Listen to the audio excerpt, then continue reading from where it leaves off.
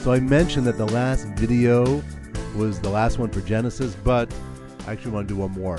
And this is important because this is the timeline through the book of Genesis, and we're going to expand and go through the actual timeline for the entire Torah, because I think you'll find this very interesting. So here goes.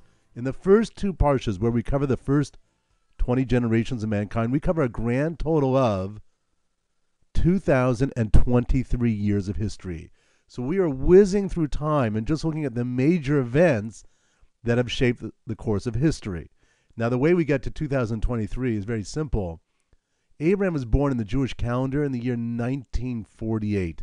1948. And if you want to know what year that was in the calendar we use, that's 1812 BCE, 1812. He's introduced at the beginning of the third parsha at the age of 75. So 1948 plus 75 is 2023 years of history. So that's the first two parshas. Then from 3 all the way down to parsha number 12, we cover a grand total of 286 years. So now we're looking at the individuals, the relationships, the couples, the families, and the dynamics amongst the founding dynasty of the Jewish people. And the Torah slows down considerably at this point. Just to complete the picture, I think you'll find this fascinating. From the end of the first parsha in the second book, which is Exodus, so from over here at the end of this parsha, all the way to the end of the Torah, which is the end of the book of Deuteronomy, by the 11th parsha, we cover a grand total of 40 years. That's it, 40 years through all these 41 parshas. And the way we know that is because Moses, by the end of that first parsha, was 80 years old, and he dies at the very end of the Torah at the age of 120. So it's a 40-year period. And just to make it even more compelling, is in the sixth parsha of the fourth book. This is the book of Numbers, which we'll go through. But in the sixth parsha, we're going to skip 38 years. We skip 38 years in this parsha.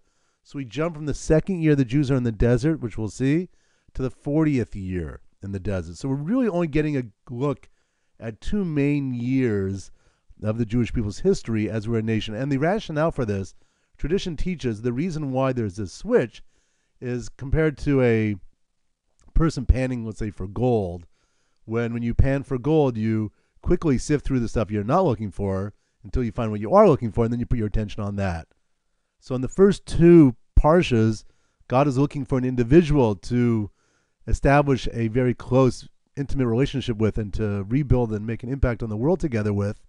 So until he finds Abraham, he's kind of skimming through 20 generations, and then he starts to focus on his family intimately.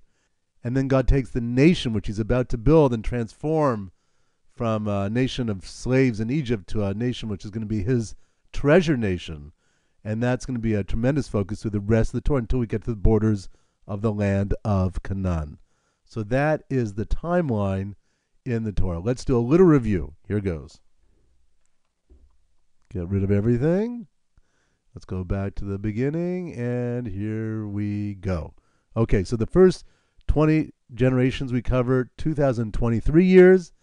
That's Abraham, born in the year 1948 in the Jewish calendar, 75 by the beginning of the third parsha. That's 2023 years. And the next 10 parshas, 286 years. And then we said those 41 parshas, grand total of just 40. We know that because Moses is 80 by the end of the first parsha, he dies at the age of 120. And interestingly, we skip 38 years right there.